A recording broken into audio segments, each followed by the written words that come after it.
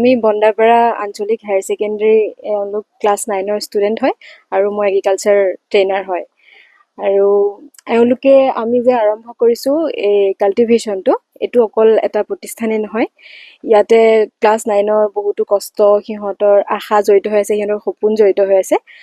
আৰু সেইকাৰণে মই সিহঁতক কেৱল সপোন দেখুৱাইছোঁ আৰু সিহঁতে সেই সপোনৰ পিছত দৌৰিছে।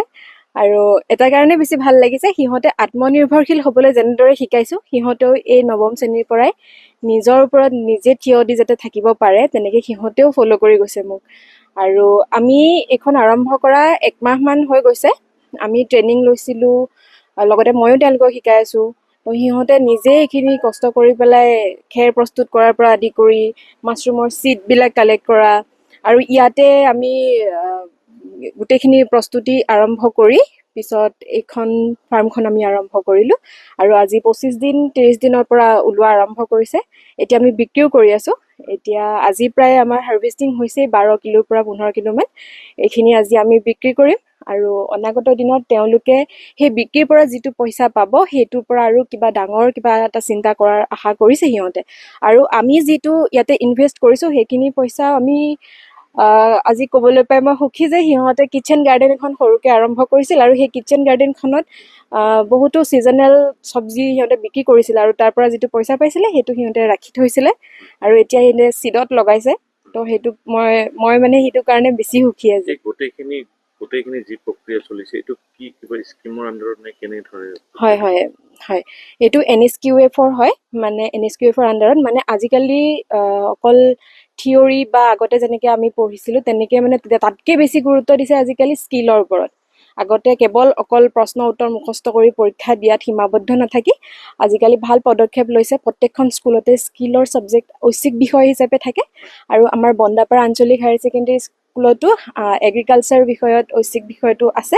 আৰু এওঁলোকে ক্লাছ 9ৰ 30জন ষ্টুডেণ্ট মোৰ লগত আছে, তেওঁলোকে ঐচ্ছিক বিষয় লৈছে। আৰু এই বিষয়টো মানে সিহঁতে 50 মাৰ্কছ থিয়ৰী লিখিব লাগে, আৰু 50 মাৰ্কছ সিহঁতে প্ৰেক্টিকেল কৰিব লাগে। গতিকে সিহঁতে যেনেকৈ প্ৰেক্টিকেল 50 মাৰ্কছ ল'ব লাগে, গতিকে সিহঁতে সেই 50 মাৰ্কছৰ প্ৰেক্টিকেল বহুতখিনি সিহঁতৰ সাঙুৰি থাকে। ছিজনেল খেতিপথাৰৰ পৰাই হওক, বা কিটচেন গাৰ্ডেন, মাছৰুম, লগতে ভাৰ্মি কম্প'ষ্ট, এই গোটেইখিনি বস্তু সিহঁতে শিকিছে। আৰু এতিয়া লাহে লাহে ভাৰ্মি কম্পষ্টিঙো কৰিব। অহা বছৰলৈ যিসকল আহিব তেওঁলোকে ভাৰ্মি কম্পষ্টিং কৰাম চাগে তেওঁলোকক একেলগে, যিহেতুকে গোটেইখিনি কৰা সহজ নহয়। লগতে মই ধন্যবাদ জনাব লাগিব আমাৰ ডাউনটাউন চেৰিটি ট্ৰাষ্টক, তেওঁলোকে আমাক চলাই আছে। গতিকে তেওঁলোকে আমাক বহুতো প্ৰেৰণা যোগাইছে, যাৰ কাৰণে আজি আমি এইখিনি কৰিব পাৰিছোঁ। ষ্টুডেণ্টখিনি কেনেকুৱা মটিভেশ্যন আছেনে, বা তেওঁলোকে কৰিব ইচ্ছা প্ৰকাশ কৰিছে? হয়, বহুত। ইহঁত মানে কি গাখীৰতে মহৰ খুঁটি নিচিনা। এইখিনি জেগাখিনি বিশেষকৈ যিহেতুকে খেতি প্ৰধান জেগা, তেওঁলোকে সৰুৰ পৰাই খেতিৰ ওপৰতে ডাঙৰ হৈছে।